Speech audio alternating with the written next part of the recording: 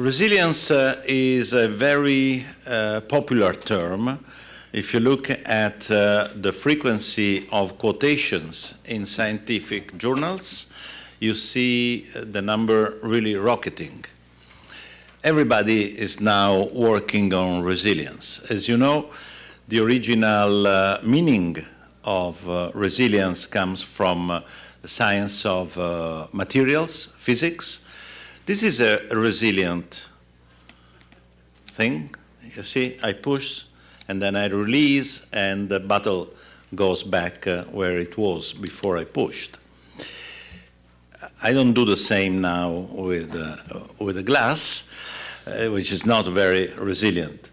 But from this initial meaning of resilience, then the term was used in psychology, first, to show the capacity of people to react to shocks, especially negative shocks.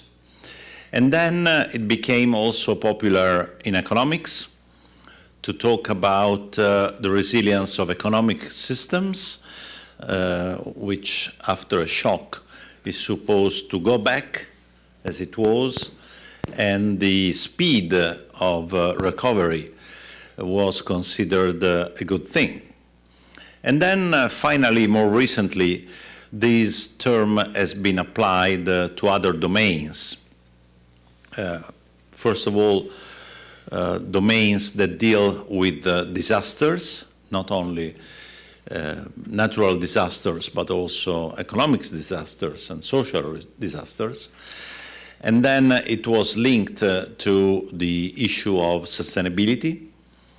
And then was also used in policy terms to orient policies towards more resilient communities, economies, territories, countries, and so on. Why is this so popular now? It's because the world is full of shocks, and we know that because of the unsustainable trends that we have at the world level, at national level and local level, events like climate change, natural disasters, but also financial and economic crisis that lead to social crisis and even institutional and political crisis may become much more frequent than before. Finally, as we know from experts dealing with climate change and ecosystems, the reaction of these systems may become non-linear. While we are normally used to think in linear terms, using linear models, and this, of course, creates even more challenging situation for policies that need to go beyond the classical silos, economic, social, environmental policies, while in future we need to apply much more system thinking. All these issues will be discussed today in this session, where we have 4 distinguished speakers and excellent presentations. Don't be worried by the number of slides that we will find, because each and every speaker will respect the 15 minutes time that has been allocated to each of them, but then we will have time for discussion from the floor. So I will go directly to the first speaker, Walter Radermacher, President and the Federation of European National Statistical Societies, former Chief Statistician and the Director General of Eurostat, former President of the German Statistical Office, and a great friend with whom we have also written one of the chapters of the book that was presented on Wednesday as a result of the high-level group on the measurement of economic and social performance. So, Walter, please, you have the floor, and then we will go through the other speakers. This is the book, chapter 9. Which is freely downloadable from the OECD website. Okay. So it's not an advertisement.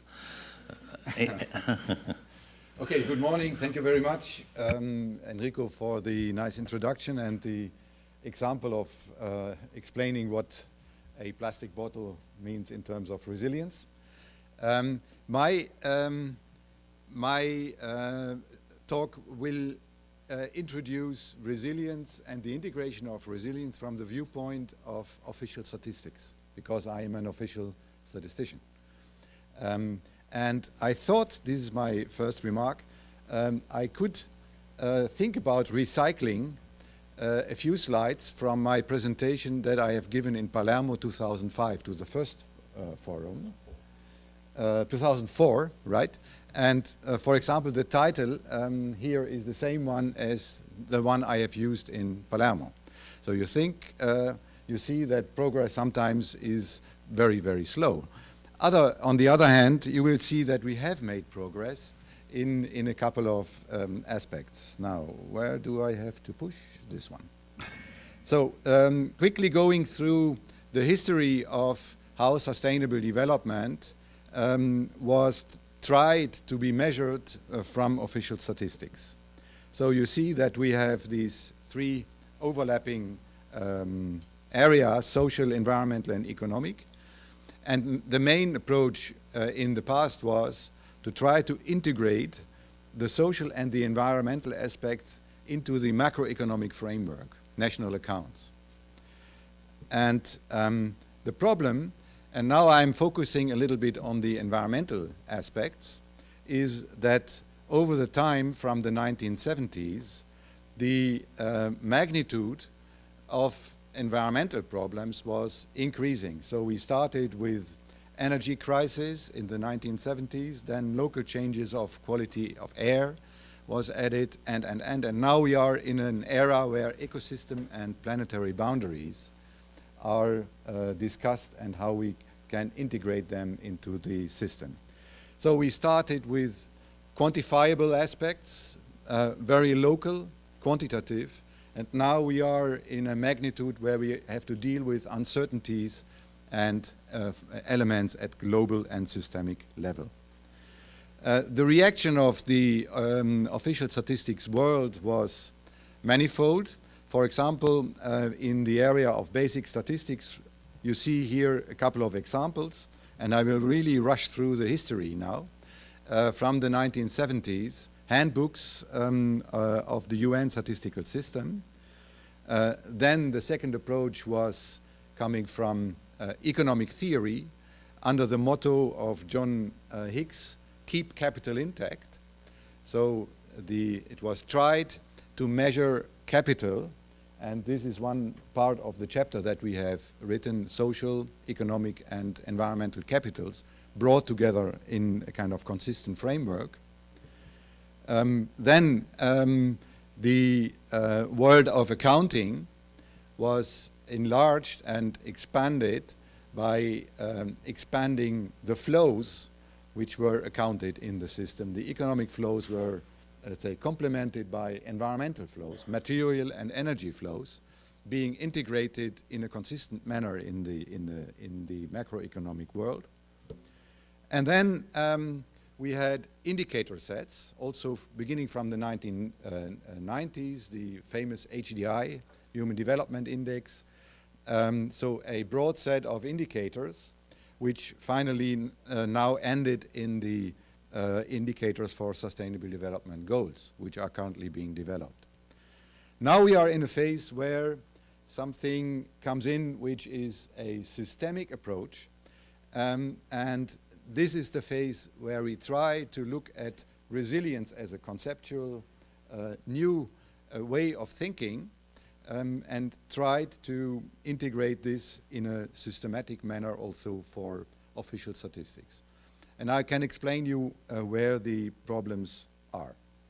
So resilience has to do with a kind of thinking that we have a kind of safe donut where if we deviate from this donut in the middle, a kind of safe and just space for humanity, then we risk that we either jeopardize the social side or the social targets of sustainability or the environmental and ecological ones.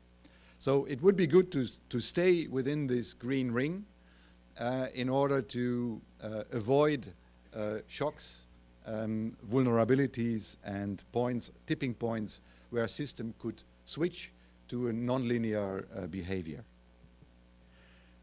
It is important, and this is quite unusual for economic way of thinking, that we look at all the systems in their interaction. The big question is how to do this, but here, deviating from the previous approaches, we think that economy is a subsystem of the social system, the society, which again is a subsystem of nature, and this is a subsystem of planetary boundaries. So for example, if we look at energy, energy ultimately is solar energy. There is no other energy that we can use than the input from solar energy. Then we can think about shocks and capacities, how we can systematize the effects of shocks and the reaction in terms of stability, flexibility, and change. This is part of the chapter. And finally, we have to deal with risks, or with a term of risk. And here we come into a difficult situation because the definition of risk is not unified from my or from our viewpoint. On the one hand, you have risk in a kind of, let's say, engineering definition where you can quantify uncertainties, in opposite to uncertainties where it is not possible to have a kind of quantification.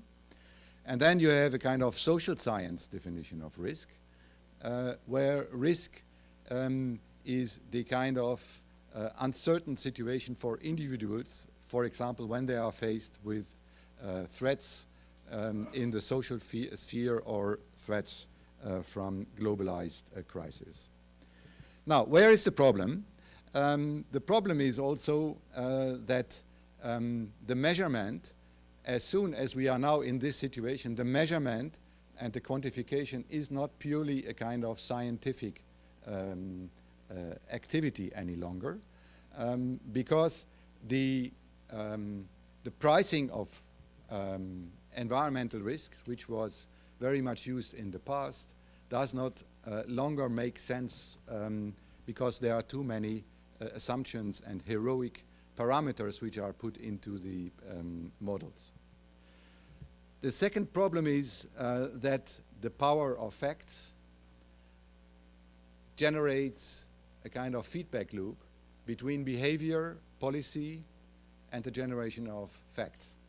So there is no independent measurement of phenomena, but whenever you measure, you create a kind of reaction from those who are measured. And this is quite well known in the economic science, that the independence of measurement is no longer a concept that we can use from a scientific viewpoint. Then we are faced with the situation that was discussed over the last 2 days in many times, that people are fed up with experts and technocratic, let's say, confrontation of technocratic knowledge. So they are very skeptical against, let's say, scientific results which are not linked to their day-by-day life. So facts are confusing me. This is a photo that I have taken on a Saturday morning when I went to the marketplace. This is the situation, and then we have the article of William Davis who explains why people are, let's say, not trustful against official statistics any longer as it was in the past. Of course, we have then people who are, let's say, destroying trust also with their own authority. Question of the nation state as a concept, whether it is still a kind of meaningful approach when we are faced with global crisis. And I well, I go to this slide, because in 2015, this is a slide from the UN, it was said that 2015 was a landmark year for multilateralism and international policy shaping. So it was the peak of multilateralism. Since then, since 2015, we have seen in many cases that the agreements which were made beforehand, or until 2015, are under challenge. And of course, we have now Monsieur Bolsonaro has become the president of Brazil, and the question whether climate change does exist, or if we believe that this is not a real risk. So this means that we have to recognize that there is a high urgency to come up with answers, so that we do not have the 20, 30, 40 years that we have believed that we had before to develop a scientific sound system. We have to react much earlier in order to avoid that things happen in the near past. And this is a picture from the last report to the Club of Rome from the Stockholm Institute of Resilience. So if we develop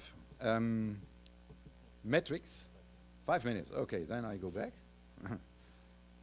So if we think that we have three systems which have to interact, a statistical system which is there to measure, a scientific system which is there to give us the concepts, and a politics system which is there to ask the right question and to interact and to decide, then, and these are slides from Palermo actually, then I think that we are in a situation that in the laboratory we have to come to a measurement system as good as possible and as soon as possible. We have to aggregate and to condense the indicators as much as we can. Currently we are talking about more than 200 indicators for sustainable development, which is not the aggregation level that we need actually. So we have to do better, and I believe that we can do better. But finally, I am still convinced that it is important that we need to connect the laboratory and the political bazaar, which means from the very beginning to combine and to consult the civil society, not only when the data are measured by better communication, no, to start to integrate the civil society in the design of, let's say, new measurements, and in the, let's say, crowdsourcing of data. So it's very important to close the gap, to bridge the gap between the technocratic sphere of the laboratory and the, how to say, the perception sphere of civil society. In the future, it will be even more important than it was in the past. Conclusion. I think there is no absolute metrics for resilience, neither for sustainable development. So it's not possible to say, okay, we are sustainable or we are not sustainable. No, on the contrary, I think the metrics for sustainable development, they are there to explore and to discover new territories, unknown land. So we are like Christophe Colomb, and it's not a meaningful question to ask whether Christophe Colomb has made progress. No, we have to find new ways through unknown territories, which is the consensus of sustainable development. So the sustainable metrics should capture the complexity, be state-of-the-art, and so forth and so forth. Quite a number of criteria for good quality metrics. The metrics should enable better decision-making, also in the social sense that the decisions afterwards are accepted by the societies.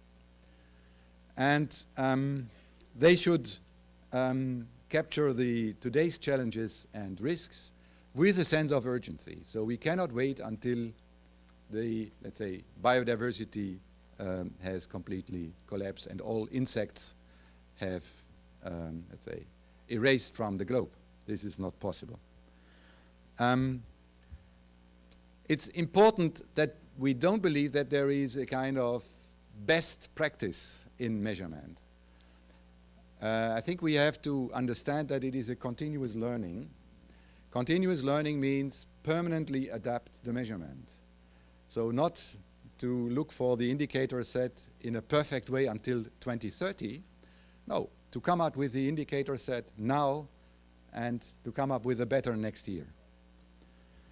And last is partnerships, because statistical offices will not be able to do all these scenario work which is necessary, but we have to work closely together with scientific institutes so that we can work in a kind of complementary manner. And I hope that the next speakers will prove that this is possible, so science and measurement together. Thank you very much. Thank you very much, Walter, for your presentation. Over the years, we had several discussions on the role of models, not only to generate data, but especially to generate forecasts or evaluations.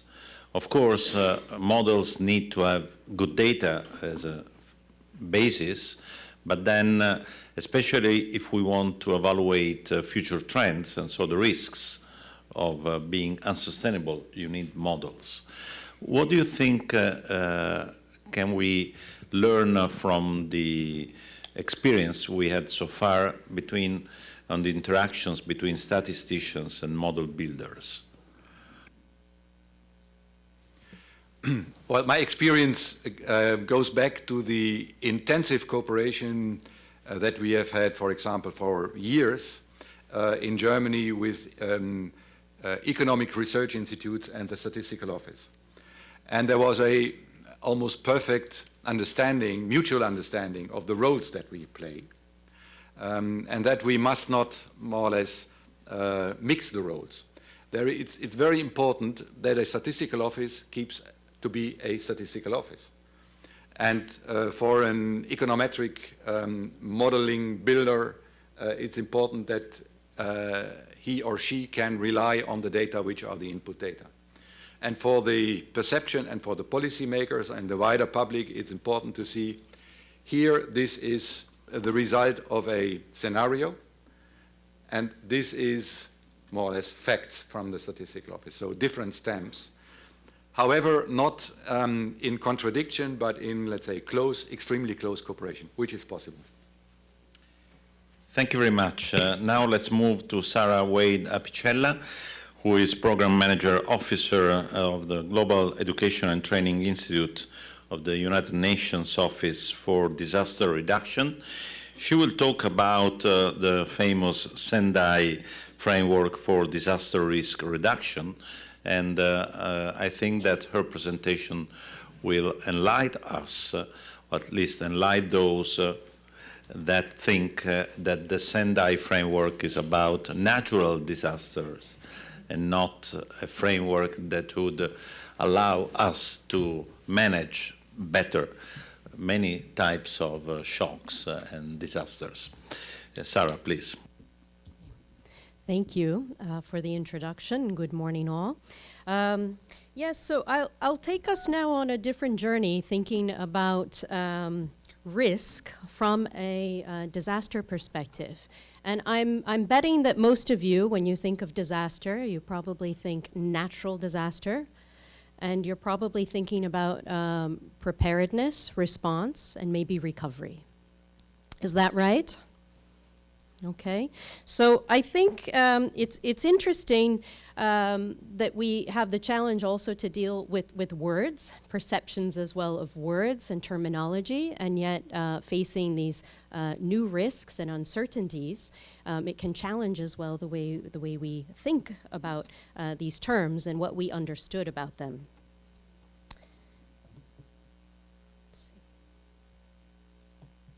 Okay, so I'd like to start first with a very simple picture of risk, and this is quite simple, but I think it helps us to understand what we're talking about. So again, forgive the crude drawings, but it is a simple picture of risk. I often ask if you would like to be here. Would you like to live here? Would you like to build a community here? Would you like to build your business here? How would you feel if this is where you were? Now, this boulder at the top can represent a hazard. This hazard, I might ask, is it natural? Is it man-made? Even when we work with children, we often ask, and they say, well, you know, I can imagine maybe this was not a simple mountain. Maybe it was a bigger space. Perhaps it's been carved away for development. So in fact, this hazard, while it looks like it might be natural, could also be man-made, could be carved away.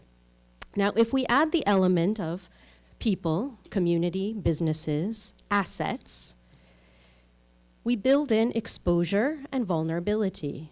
And this starts to look like the simple equation, as many of us understand for risk, right? Hazard or threat, exposure times vulnerability. And we often say divided by a capacity. Now, without the lack of capacity or resilience measures, we have disaster risk. Now, in this final crude drawing, you see what is only a representation of a mitigation. This is just one of the options towards resilience. You see this wall. So this is a metaphor for a protective wall. And it is, it's a mitigation. Of course, there are many steps, many actions, many processes we can participate in towards preventing, including early warning, including exercise, and through preparedness. We can avoid building in the risky places, and we can certainly have what we aim for, a greater understanding of risk, to use that risk information towards making better risk-informed decisions. So it may include maybe not even being here, or perhaps relocating. Now, in the event of disaster, there of course is this concept of the recovery, and what we would say, and what is enshrined in the Sendai framework, Build Back Better, or BBB. So one of our main messages actually, even though it's the most common term, natural disaster, is that disasters actually are not natural. It is the function of the hazard, exposure, vulnerability, perhaps lessened, should be, divided by capacity, but that this risk can actually be reduced. So in fact, disasters are not natural. Hazards are natural or man-made. And the disaster happens when we have the exposure, the vulnerability, not enough capacity to respond. So therefore resulting in a serious disruption of the functioning of our community or society. And this definition of disaster comes from the official disaster risk reduction terminology adopted by the UN member states through the work of an open-ended intergovernmental expert panel. It's a terribly long acronym, the OIEWG, but all of the member states participated in this, sending their experts to look at the update of terminology and the development of indicators, in fact. So what is a risk management approach in the context of disaster? It's the application of policies that aim to reduce risk, and strategies that really should aim to prevent new risk, reduce existing risk, and manage residual risk, the risk that we know will still be there or the risk we might wish to accept. And the aim is to contribute to strengthening the resilience of our society and our planet and reducing disaster losses. So in this context of disaster risk reduction and disaster, we look at resilience in terms of the overall ability of the system, the community, or society exposed to not only absorb and adapt and to recover, but ideally to build back better or recover better based on this understanding of risk. Why? I think it's clear that with the current trend that we see from disasters, and what again are often still called natural disasters, right? That we're baking in more risk. So just to have a look at some quick statistics, between 1998 and 2017, climate-related and geophysical disasters have killed on the recorded records, 1.3 million people, and left a further 4.4 billion injured, homeless, displaced, or in need of assistance. Impact. Now, while the majority of fatalities happen in these large-scale events like earthquake or tsunami, the fact is that 91% of all of the disasters were actually more related to those exacerbated by climate change: floods, storms, droughts, heat waves, and other extreme weather events.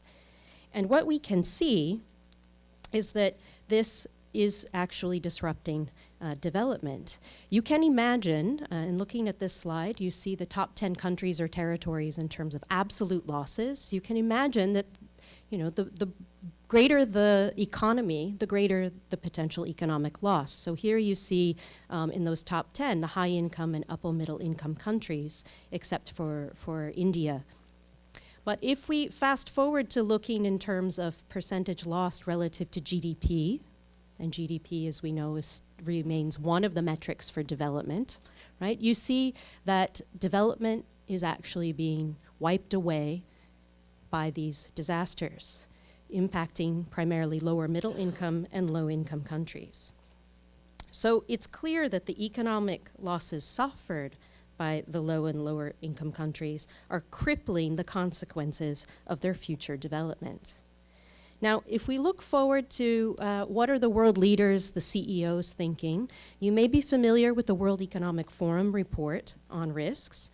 And during the last 3 years, for the first time, the potential impact and likelihood of extreme weather events and natural disasters, they call, and the failures of climate change mitigation and adaptation have appeared in the top 5.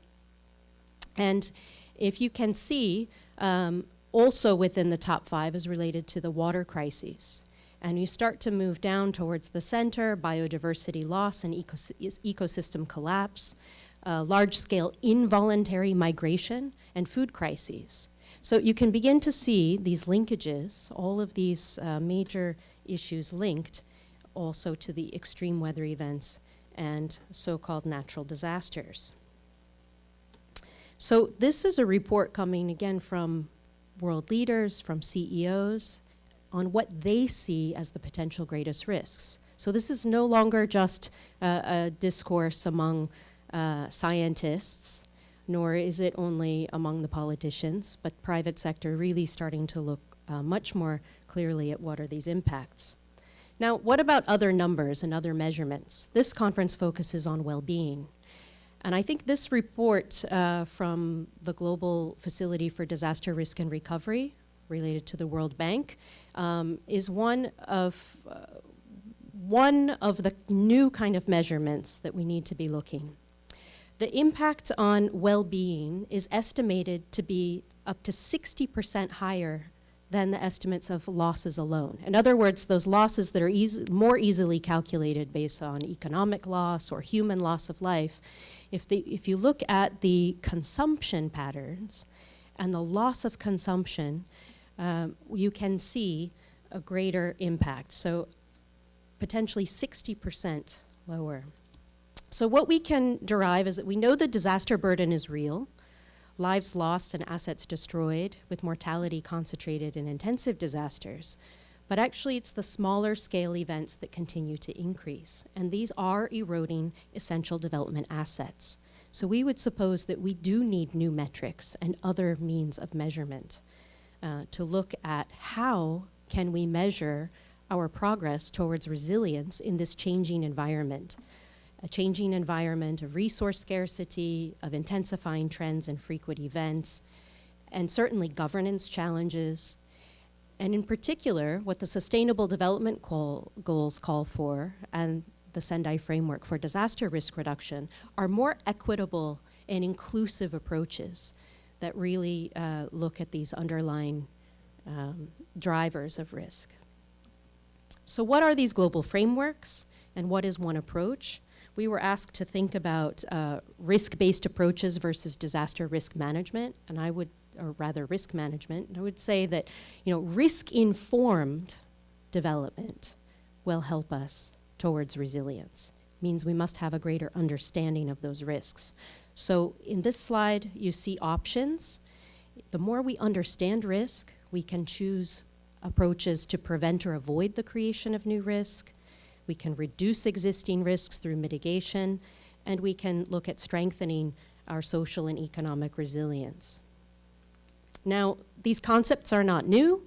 More than 25 years of international development and global frameworks have been working towards these approaches, and was already mentioned the 2015 landmark year for multilateralism. There were 3 major agreements, including the Addis Ababa Finance, adopted to look at how these could be interlinked. Now, many say it may have been better had there been one document. We're not quite there.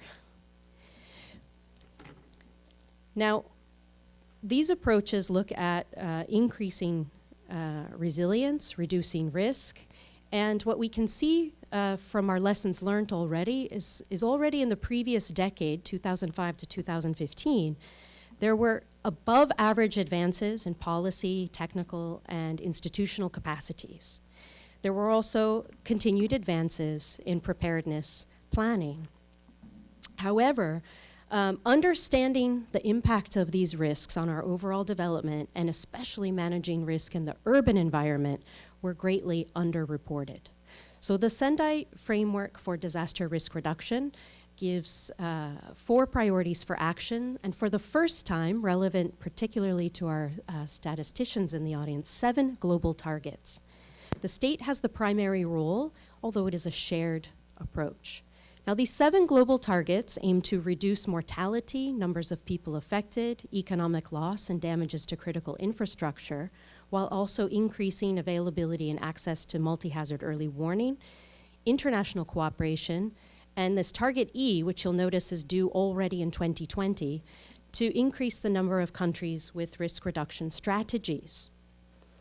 Now, these first 5 targets are directly linked to SDGs, and the data collected will be for Sendai Framework on these A, B, C, D, E targets will directly feed the related indicators for SDG 1 on reducing poverty, 11 on sustainable cities, and 3 on climate action. So, measurement. Do we need better measurement? For us, the measurement comes back to these principles of engagement, actually. It's not just about policy, it's not just about having the engagement of science, it's not just about collecting for collecting's sake, but it comes back to engagement. And while there are dashboards and tools like this one you see for the Sendai Framework Monitor, where countries have already begun to report their progress against the global targets, we can see many of the targets in many countries not yet started, and a challenge in collecting data and information. Online loss accounting systems, very important, but they need actually the participation of communities, of community leaders, of NGO, of academia. It is truly an all sectoral and all of society approach. The system itself does support the participation of other groups, allows for analytics, and promotes processes like peer review and the use of what we call national and local platforms for disaster risk reduction to engage all of society, not only in the data collection, but more importantly, in the policy planning. Disaster resilience scorecards at city level complement. Ultimately, we're looking for a vision of a risk-informed development, this towards resilience. So in terms of the spheres, disaster risk is one of the pressures. Thank you very much.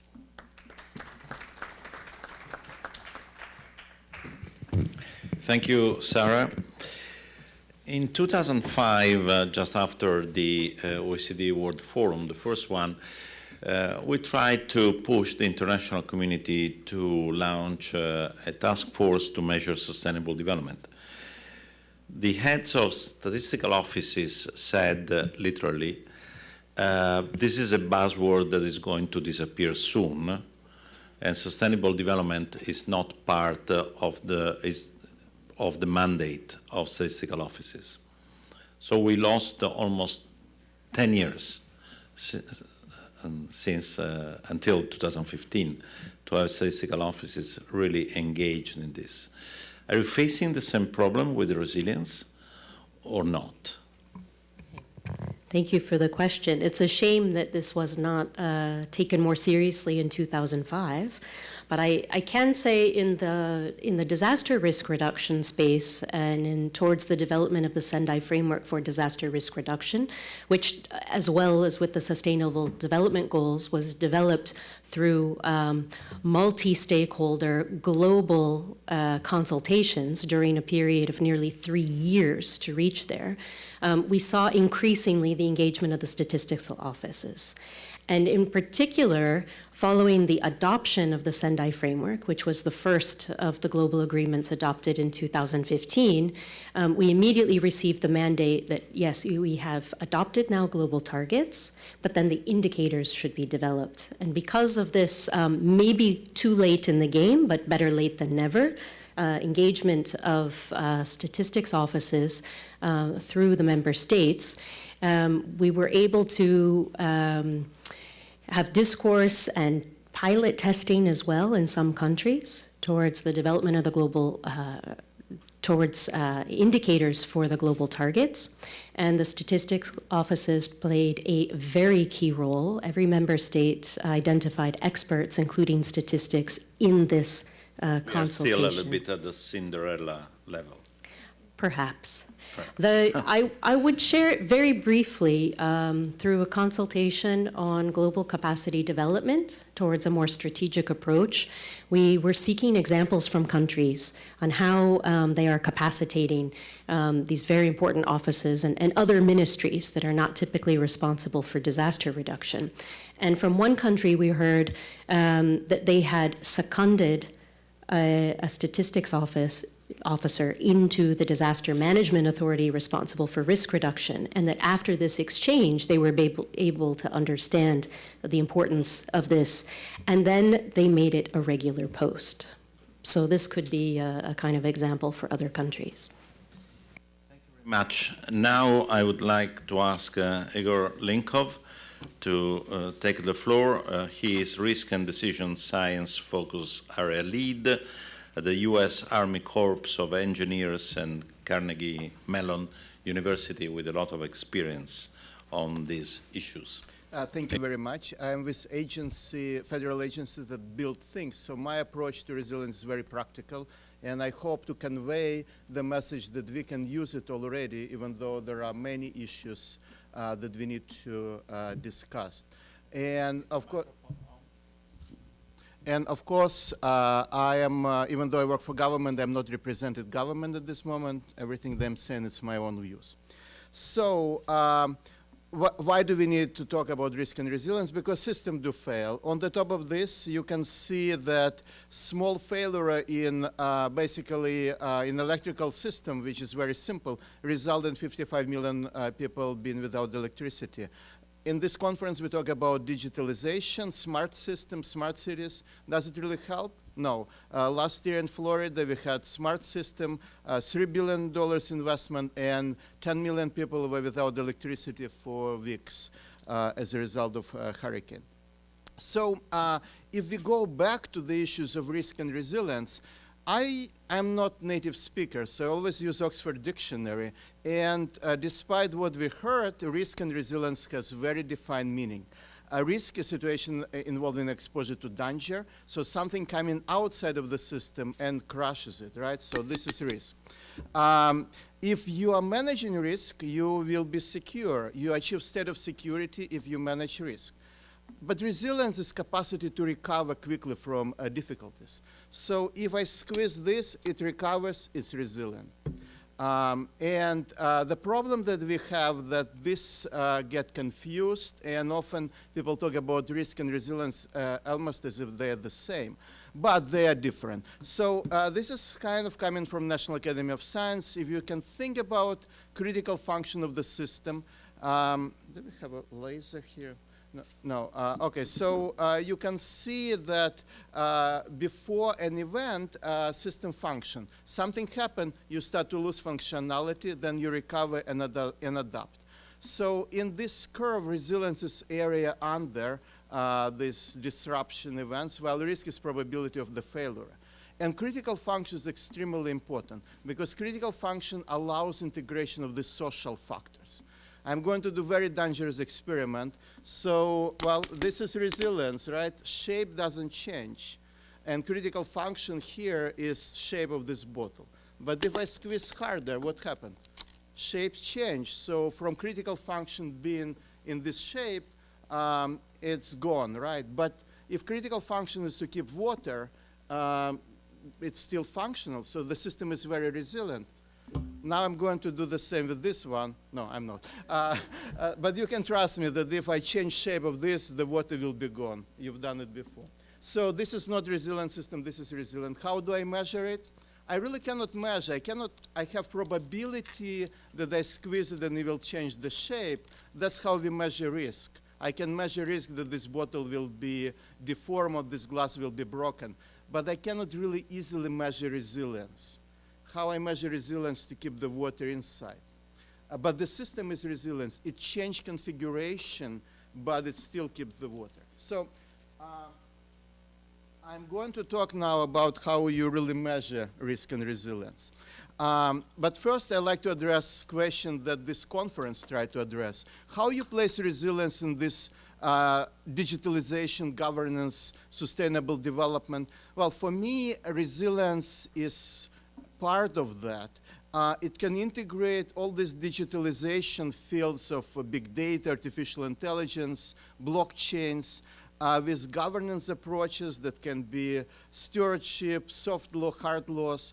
And as it relates to sustainability, resilience can be part of sustainability, or sustainability can be part of resilience, or they can be completely different. Resilience just means that system continues to function. And if I'm doing something like I'm building a car that is run, from point of view of critical function of running, sustainability may not be part of my plan. All right. Anyway, so this paper discusses that. Now, another component of the system of this conference is business and resilience, right? So again, in the field of resilience, you have this concept of value chain and supply chain. So we try to see in these efforts of Resilience Shift funded by Lloyd's, how resilience brings value in the value chain of the product or project, when different people in different portion of the projects can benefit from being resilient or using resilience. Again, no time to talk about that, but this panel specifically was asked to look at risk versus resilience, metrics, and trade-offs. So the rest of my presentation will be focused on those issues. And we already heard how you measure risk, right? Risk can be measured as probability of something bad happening. You need hazard exposure and effects for that. And what happened through the history of risk assessment of the field, we moved from quantifying risk as probability or cancer risk or things like that, to just using some metrics of hazard exposure and effects and visualizing them through the dashboards, right? So even in the field of risk assessment, we moved from absolute risk to comparative risk evaluation. In most general form, you can use metrics or models, and Enrico already asked this question. My answer to that question is that metrics and models talk to each other. You cannot have models without metrics, though you can have metrics without model, but I would argue that metrics without model can take you so far. You need to understand how metrics contribute to system performance. And especially for the resilience is crucial, because remember critical functions, right? So not all metrics equally important for you when you think about resilience. If my goal is to keep water in the table, I don't care about the shape. So whatever metrics relate to shape of these bottles are irrelevant if I'm worrying about ability to keep water. So let's get deeper in that, right? So what is state of resilience metrics? Well, this is from World Economic Forum. It's like people kind of go with all this R, robustness, redundancy, resourcefulness. So how you measure resilience through equally ill-defined concept, I really don't know, but they're trying to do that. So for me, it reminds me this drawing when you just arbitrarily assign something functional dependency on the laws of physics. Of course, when we try to validate resilience, and this is from our paper of 2 years ago, when we look at multiple indices of resilience for the same area, you get completely different results if you use one index versus another. Why? Because remember critical functions, right? People who create these indices, they pull metrics together in a different ways. It's almost the same metrics behind these indices, but people assign different weights. So when you use metrics-based approaches, it's not enough to really say, I'm using these metrics. You really need to combine them in a way that is reflective of what you are trying to do. And it's really a significant danger to use indices and metrics designed in one field to another field, and this study clearly shows that. So what is the best in metrics-based approaches? Well, it's a shameless plug for our work on this, but what we try to do, we try to connect definition of National Academy of Science of resilience through the stages of prepare, absorb, recover, and adapt, and domains of the system. System exists in physical domain. It really has information about what's going on. We make decision in cognitive domain and social. And once you have it, you have these 4x4 cells. You can use decision analysis to assign weights to each cell, and you can do comparative evaluation of resilience of baseline of the system versus different ways to improve resilience. Right, so you have here two projects. First one is build something in the system, and it increases resilience from 43 to 51 units. And the second one is in social domain, and it's not as efficient as physical, so we go with a rebuilding system. But I'm surprised that in this conference nobody used Einstein quote that not everything that counts can be counted, and not everything that can be counted counts. Yeah, so model-based approaches are really important. And this is kind of vision for the model. You have real world, you have a model that may include metrics-based approaches, but eventually you need to do something about it. You need to identify targets for intervention. In resilience, it's ability of these all networks, physical, social, and information, to interact, and this interaction result in maintaining critical function. So how we do that? Well, I have this quick movie, probably I will do 1 minute, but the idea here is to really look at Every day, resilience of we transportation rely and upon complex interconnected systems to make modern life work. Let's take a look at traffic. Roads connect our homes, workplaces, and virtually all other destinations. When this works well, our roads deliver millions of people and products all over the globe. When these transportation routes become overburdened, we get traffic and gridlock. This is a common nuisance for many people, and it can have serious consequences to normal city functioning and to individuals. So this movie about transportation resilience, but I will show you a result. We look at 40 cities in the US, and we look at resilience of transportation infrastructure.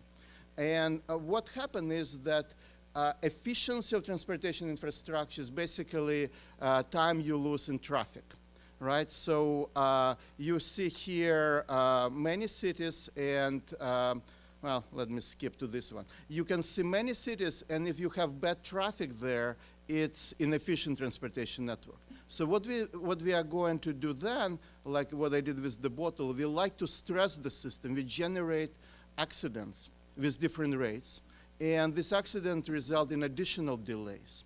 And this additional delays is really metrics of resilience, how fast system can recover from the traffic, right? So, and if you look at all the cities in the US, you can see some of them are both resilient and efficient, those are on the right, but some of them are not resilient and not efficient, those on the left. And what is interesting is to really compare Los Angeles and San Francisco. They're both inefficient, but Los Angeles is very resilient and San Francisco is not. Why? Because of the structure of the system. In Los Angeles, you have many roads, and if something happened in one of them, it doesn't reflect ability to go from here to there, while in San Francisco you have several bridges, you have several highways. If something happens, you are stuck there. Why it's important? Why this is one of the questions that is posed. Why efficiency and resilience should be looked separately? Because it has economic consequences, and this is OECD world. This is like a simulation for Atlanta that has like a couple of bad months in winter, and you can see 1,000 jobs lost, 100 millions of GDP lost, and so forth. And resilience and efficiency require different management strategy. If you like to improve efficiency, you just add a lane in a highway. But if you like to improve resilience, that is not going to work. You need to have additional roads, because you need to provide system with ability to change configuration if something is disrupted. Well, I like to get back to this idea of smartness, because that's one of the theme of the conference. So what we do in smart system, we centralize control, we centralize information processing, what happens is that it makes it very efficient. You basically remove on the right many nodes, but if you have disruption, what happens is that if you disrupt something on the top, in smart system, the whole system is gone. In resilient system, it's only a portion of that is disrupted. So if you are developing smart system in a way that is not resilient, it's not going to help you. So we need to think about developing smart and resilient system. And while we have done a lot of work on thinking about these issues, for example, how you connect risk and resilience, we published tons of papers and books, and we organized multiple meetings. So one funded by NSF in Washington in February, specifically on signals and metrics for innovation that may be of your interest. Okay, thank you very much.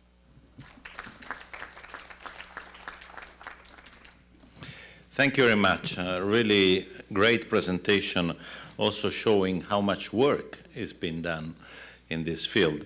I have actually a couple of questions or observations. First is about the trade-off between being efficient and resilient. The entire business accounting system, and also in a sense the national account system, privilege efficiency, because they just look at how much you spend, and then a lot of damages are not necessarily counted in the accounting. Isn't this stupid now that we know the probability of having disasters in the previous meaning is going to increase? So we are really creating incentives against resilience. And the second question is about the issue of modeling and what you said before. At the Joint Research Center of the European Commission, we, unfortunately in Italy, we had, in Europe, we had an example, was the crisis. Let me try to go back to one of your charts. You have a situation like this, then you have the crisis, then you go back. Normally, if you go back to the previous line, you say that is a more resilient system. And then you have another country that doesn't recover completely. The point is that if the previous situation was unsustainable, maybe in the next times, the first country has to pay a larger price to go back to the, while the second one is already on the new path. So this is completely against the normal way of thinking. Don't you think so? You're absolutely right. Let me start with first one.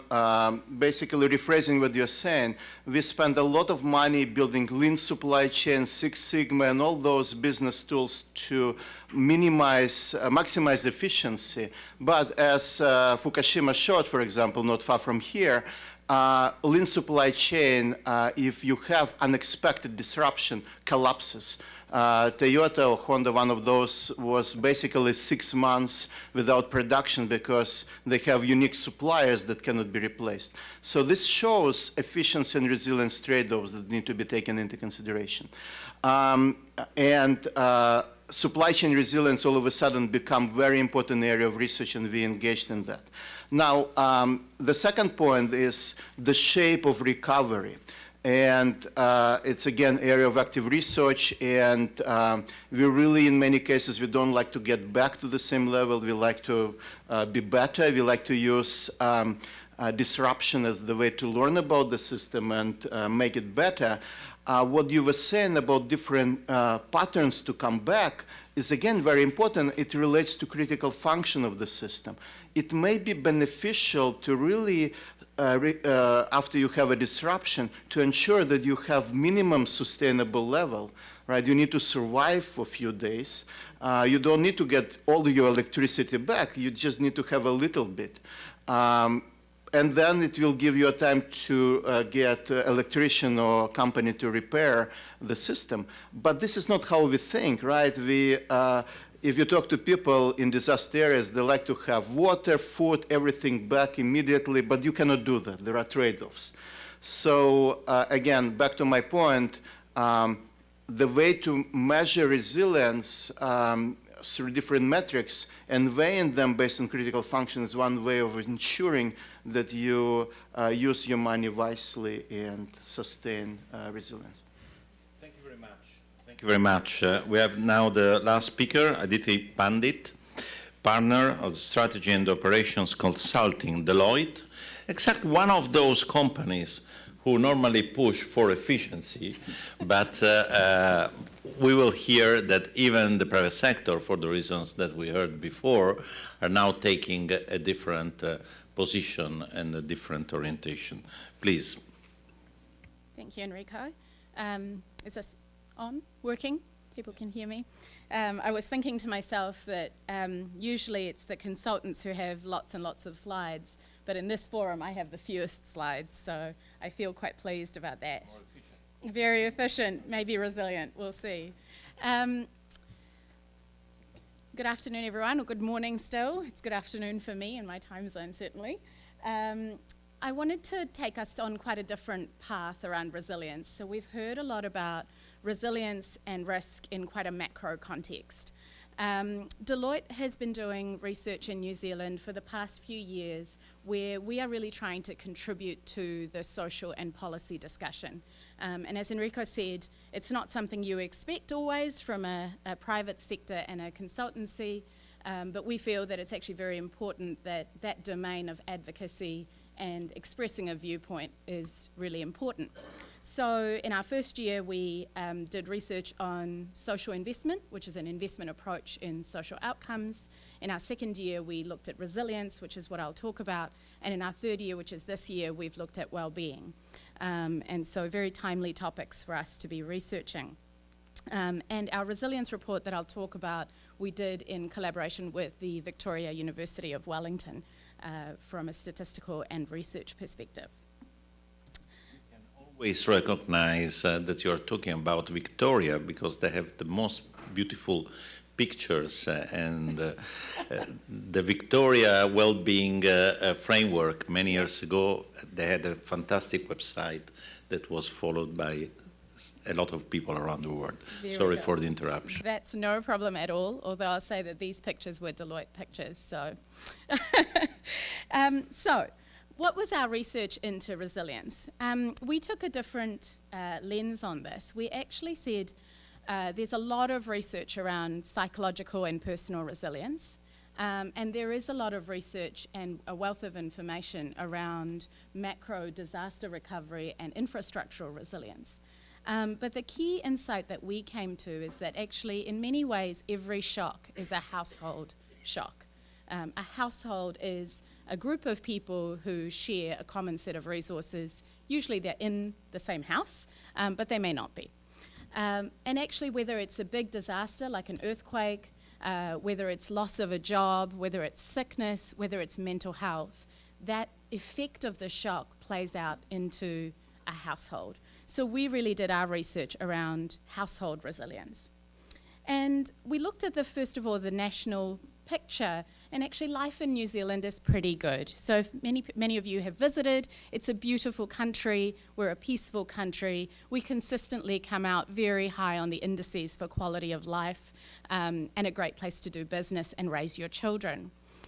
So things are actually pretty good, but we know that there's a lot of systemic shocks as well as individual shocks that take place. We were quite surprised to find, for example, that 70% of New Zealanders in any given year actually experience a significant shock in the lives of their family or their household. So we actually said, what are the things that actually would boost resilience in that context? Excuse me, do you define shocks as a negative one or also No, positive one? positive or negative in that context. Obviously, we find it easier to recover from positive shocks or to build forward and from positive shocks. So the question we asked was, what do you do to actually build resilience?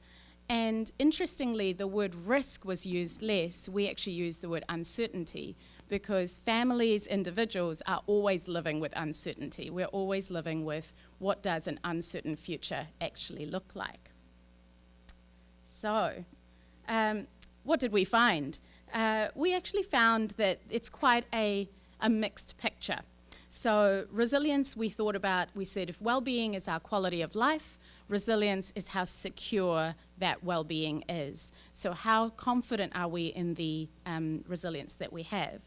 And we found that while a number of families have really reliable resources that they have in their families to look after their children, to make sure they're living a good life, there are a number of households who don't have enough or the right resources to draw upon.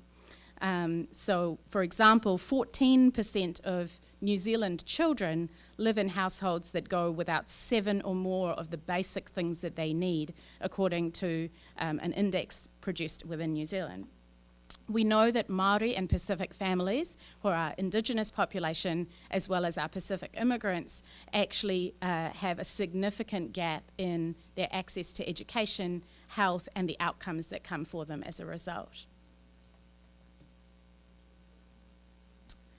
And we found that 1 in 9 New Zealanders, so this is to the point of the negative shock, actually experience a significant fall in their income in any given year, which is actually quite a high proportion and has quite a big impact. And so we actually said, so who's responsible for building household resilience, and how do you build household resilience? And because our research is to inform the state as well, we actually found that there is a role for government here, which I'll talk about briefly. So we developed this framework for understanding household resilience, and these are the different aspects of household resilience that we considered. So there's personal resilience, which is your psycho and social makeup. So some people are just more robust and resilient, some people have mental health challenges, some people have individual characteristics that make them more vulnerable. That's one piece. Then within their immediate surroundings, we have financial resources. So what is the ability to use finances to buffer against shocks? But we also have what we call whānau, which is family and support networks. So that's the ability to maybe borrow a car from someone if your car breaks down, and that helps you get to your job, which means that you don't lose your job, which means that you're more secure. So actually having those social capital connections. Then we looked at employment, and actually understanding the role of employers in actually helping with resilience. And while primarily that's through things like the income that employers pay, there are also ways in which they can support resilience through well-being programs at work, through more flexible policies. So do you actually say if someone is late to work 3 times, they're actually going to be fired from their job? Well, in that case, certain families who are more likely to be late for work will actually suffer disproportionately. And then we said there's a role for government and public institutions to think about resilience. And it was interesting that we found that none of the government agencies we spoke to at the time actually had resilience as a public policy objective that they stated in, for example, in their strategic intent. So where does that take us to the future? So where is resilience going to take us? A few thoughts. So for New Zealand, and I'll go through this quickly, we said, well, it's very important that we do think about household resilience. We have a small open economy, we have a comparatively concentrated economy, and we do have a lot of macroeconomic vulnerability that we live with. And we also know that there are the future trends, so a transforming global economy, demographics, and climate change, which we've heard about already. So, how would concepts of resilience and well-being actually help us to create a new policy and design paradigm? A few things that we came through. So the first is actually taking strengths-based approaches. We know from our work on household resilience that one of the key supports for a household is actually the community that they sit within, in the same way as well-being for a child is actually found in the family that they live within. So how do we take an approach that starts to build community connections, actually develops those strong social capital connections that will support families in times of crisis? And this I think of as a sort of an immune system where you say we cannot prevent uncertainty, we can't prevent risk from occurring in all cases, but we can create the strong, healthy response mechanisms that actually support people to survive and thrive.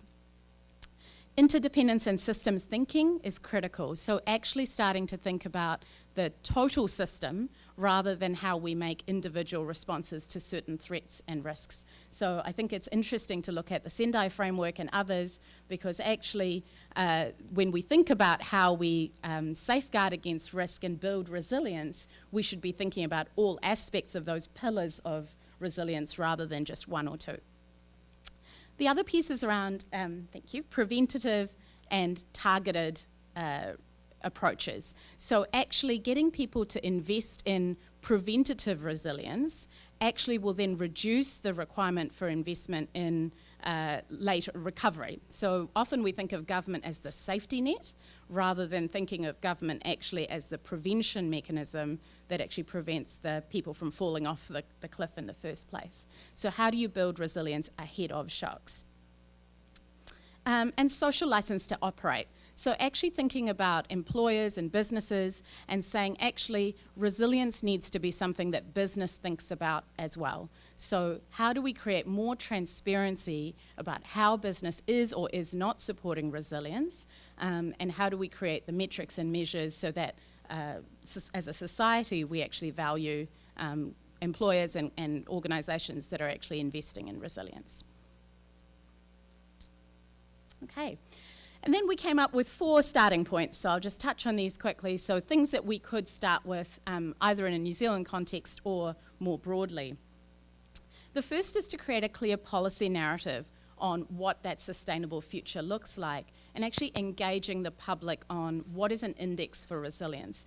As Igor talked about, we don't actually know how to measure resilience easily, and to be honest, the common public really doesn't understand that either. So how do you open up a social discussion around how do we measure resilience and what should that policy look like? The second is moving resilience from being an edge topic to being a core topic.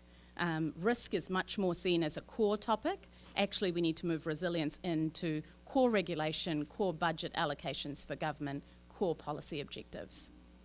Embedding resilience in public and corporate reporting and creating that accountability for resilience. At a national level, at a corporate level, where does that accountability sit? There are many risk committees, but very few resilience committees in organisations that I work with. And finally, what would a resilience-based investment model actually look like? So how would we invest ahead of the curve in resilience, and how would we measure the return on that investment, starting to build those models in the same way as over the years we've built the risk-related models would actually give us a pathway forward. So those were our findings. We have all of our State of the State research online, so you are welcome to have a read. Thank you very much.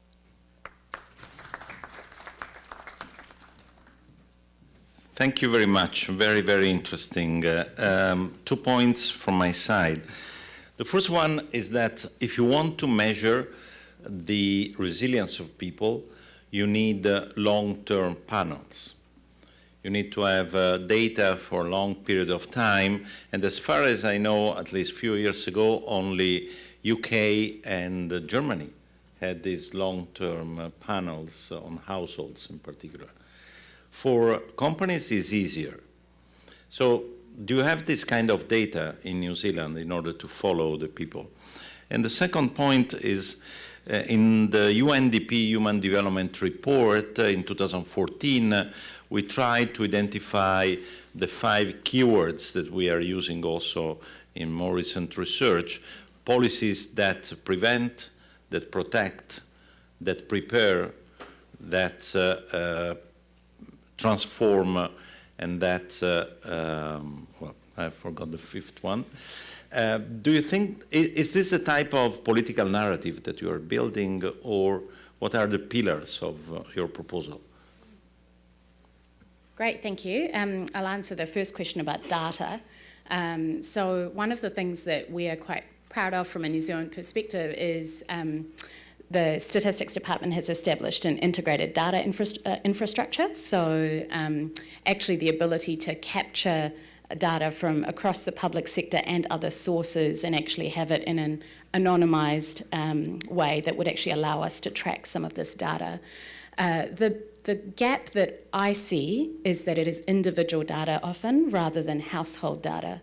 So actually, how do we understand the impacts of something happening to, say, the mother, the impacts that may then have on the grandmother, the children, the husband, the other members of the family? That's very difficult to capture, and that's not a fault of this data infrastructure. It's actually quite a Western approach to data collection in general that privileges the individual as opposed to the family. So that's kind of one perspective. Definitely agree, it needs to be intergenerational, but it should be more than individual. And if I well remember, New Zealand, also the concept on the indigenous population, the concept of family can be questioned and debated. That's right, and we have very large definitions of family where the family group is spanning beyond the walls of the house necessarily. The other question, which is sort of a bit broader around what is the narrative that we are needing, I guess to me the framing around, a positive framing around sustainability and resilience and inclusion are actually, and well-being, as this conference is about, are the things that people can move towards as opposed to the things we're moving away from. So there's a lot of narrative about the threats and risks that we're moving away from, but actually what do we want people to start building for? And I think there's in academic and actually any research circles, definitions become very important, but to the common public, definitions don't matter. It just matters what they actually experience. And I think Her Highness the other day said quite clearly it's about empathy and feelings. So how are people experiencing resilience? How are they experiencing inclusion? So. Thank you very much. Very, very interesting. So we have some time for a few questions. I have now 3. Marco Miradercole over there in the second row. Can you raise your hand, Marco? And then here, lady, and then person there. A question for Walter, prompted by an earlier discussion with Enrico about this relationship between measures and models. Because you are making a case, when starting from John Hicks, keeps capital intact, and say, oh, but one issue that these approaches raise is they involve a whole range of very heroic assumptions about economic systems and so on. When we think about models, I mean, to some extent, the nature of the assumption becomes even more important in determining results. A generation of macroeconomists relied for 20 years on so-called dynamic stochastic general equilibrium models, which allows you to think systematically about things, but at the same time they were excluding a range of things such as a crisis from what is possible to conceive. So given that models inevitably are heavier in terms of heroic assumptions, is your view that you need, as Mr. Linkov was saying, we need measures and models, or should we give up about models and be more modest in putting forward measures that are as clean of heroic assumption as possible, or should we think about models that are at least explicit in the range of assumption that they are using? I mean, I myself not tempted on one side to say, well, statistician, maybe let's stay away from models and, and let's keep something that is as factual and as devoid of assumption as possible. At the same time, it's true that systematic thinking is not aided by measures alone. Thank you very much. Let's collect the other question here, and then the lady here on the second row. Thank you very much. I just have a very simple question. There's an elephant in the room which just put out his trunk a couple of times, and that's the underlying economic system. So we talk about shocks, resilience to the system, and we're worried about the consequences of those. And as somebody pointed out, shocks are basically not exogenous, they're endogenous. And think of the crisis, probably the biggest shock that happened to most people recently, but that was an endogenous shock. It didn't come from something outside. So we don't talk much about making, for example, the financial system resilient. Every now and then we have the Basel meetings and so forth. But what I would like to ask the panelists, don't you think that the real problem is the incentives? Because what's happening is that whenever there's a major accident or something, the incentives for somebody to build a house where it got flooded, or the incentive for somebody to, for people to be left on one side near the coast, all of that's part of our economic system. So shouldn't we be worried about that as a part of the generation of the sort of disasters we're talking about here? Thank you. Please. 네, 패널리스트 발표 다 굉장히 재밌었습니다. 저는 세라한테 아주 프랙티컬한 질문을 하겠습니다. Just 1 second, please, because we have to. You'll have. Please. 네. 네, 저는 김양희고요. 여성환경연대라는 NGO 활동을 하고 있습니다. 제가 이제 기후변화하고 관련된 재난에 대한 자료를 읽으면 그 여성과 어린이들이 압도적으로 그 피해를 많이 당하고 있습니다. 인도네시아 쓰나미도 그랬고 카트리나도 그랬고요. 후쿠시마도 그렇고. 그런데 이제 여성들이 이렇게 굉장히 취약성이 있는 한편 또 지역에서 여성들이 아이를 데리고 있기 때문에 재난이 발생했을 때 대응할 수 있는 역량을 갖추는 게 굉장히 또 중요합니다. 또 리커버리 과정에서도 지역 공동체 가운데서 이제 주민들이 회복을 해야 되기 때문에 여성들이 아주 중요한 역할을 해왔습니다. 지금 세라 당신이 계시는 그 교육훈련 센터에서 어떤 젠더 센시티브한 어프로치를 하고 계신지 또 어떤 가이드라인이 있는지 궁금합니다. 감사합니다. Very much, very good question. So let's go now through our panelists, starting from the last one, although some people got precise questions, but you may eventually make comments also on each other presentations. Okay, let's start with Sarah. Okay. Thank you, Ms. Kim Yong-hee, for the question. With regard to gender-sensitive approach, and of course the particular vulnerability of women, we can also say children, vulnerability of differently abled groups. The Sendai Framework for Disaster Risk Reduction, as the SDGs, promotes an all of society, an inclusive approach that is people-centered. And there are numerous guidelines, we can say, good practice case studies available, coming often from NGOs working directly with populations to show inclusive approaches to preparedness, yes, and as well in recovery. But we would argue that it's also important to have all groups at the table in the planning. So all groups, all people should be involved in planning from their respective experience. So this is quite a challenge actually for governments that are also developing, national or local strategies, for example, towards managing risk or ideally aiming for policy objectives on resilience. But this includes ensuring understanding who are all of the stakeholders and using intermediaries or existing groups embedded in community, people that already have trust and relationship working with communities, involving them. So, for example, like from New Zealand, talking about what is the definition of resilience and what does it mean to you. So I would say there, in terms of guidance, I mean, these principles are embedded in the global frameworks, but there are many good examples. And the main mantra is that yes, everybody actually must be involved in the discourse in terms of understanding needs, articulating what are approaches that work, and really being at the table. That's one.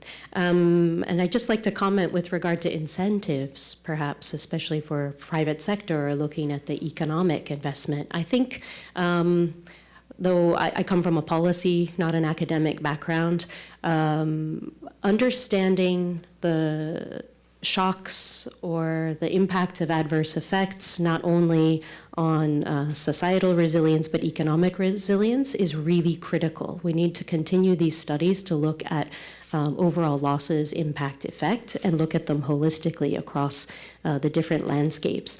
And these need to be articulated back in narratives, as was already said, that make sense, so that businesses understand as well that they are responsible for creating a lot of risk, and how to engage them in the political dialogue and policy making is another approach towards increasing their own understanding of this generation of risk. Something like tourism, for example, you can have, resilient hotels. This is an active approach. So I was asked a direct question from Marco. Well, I think there are models and models. You have explicitly mentioned the general equilibrium models, but there are quite a number of models which are more fact-based and empirically based than others. And I think for those economic models, I think there is a close relationship between statistics and the application of statistics in models. But there are others which are relatively far away from, let's say, facts and empirical findings. And I would really believe that those models, for example, input-output analysis-based models, which are closer to official statistics, they could really be revitalized in a way and more used than others. And this would allow us really to better distinguish between, let's say, the role of fact finders, statisticians, and those who are using the facts in their models. As to the question of the elephant in the room, I was looking at the slide from New Zealand, the almost last slide, where you say, how well do concepts of resilience and well-being help us? And I missed one bullet point. And this is the bullet point which is not a statistical one, but my personal one, which comes from the viewpoint that people and households might be more resilient if they understand nature better as their social, natural environment. So the awareness of, let's say, insects and their importance makes people more resilient. If you go out to the forest or to the ocean and really enjoy, then you are more resilient. And I think this is one point where the economic and social way of thinking and the incentives are still dominating over a kind of natural flavor. Thank you, Igor. And then 30 seconds because we have to close. I think a real elephant in the room in this conference is that idea that statistics is like clean science and everything else is not. If statisticians select 5 metrics in a dashboard, this is a model, and we have a paper on taxonomy of model. This is decision model. So if I select these 5 metrics and I exclude incentives, that what Alan is saying, the model that I use as statistician does not reflect on actually what's happening. And this is why we're missing crises, arguably, because, you know, general equilibrium models are not capable of doing that. And metrics-based approaches, depending how you select metrics, are not capable of providing that. So back to Alan's point, we need to include incentives. And back to what I was saying, it's combination of subjective judgment that drives investment in whatever is part of economic systems that should be included, whether through metrics-based approaches or model-based approaches, but for me, it's the same. For me, statistics, you have a process-based models like through physics, statistical models, and decision models that may include simple metrics combined in some kind of weighting schemes. That's statistics. Okay, one closing comment on the elephant in the room. I guess, to me, there is no such thing as outside the system if we're thinking about the whole system. And, you know, they say in the long run we're all dead. Well, maybe in the long run we're all alive. I'd quite like to see if we had resilience and sustainability-based thinking, that we actually start to have 200-year plans as opposed to 3- and 5-year plans, which would then actually bring all variables into the model as endogenous and everything is influenceable. So that's, I think, the big shift we have to make, is to stop thinking like there are these factors that are uncontrolled and therefore we just have to take them as given. So. Thank you very much. We have to stop also because I have to take a plane soon. So I hope that the taxi driver will be as efficient and resilient. I'm joking. I really hope that you enjoyed the session. It's clear that this is a growing area of research, but also a growing area of implementation. This is what we hope.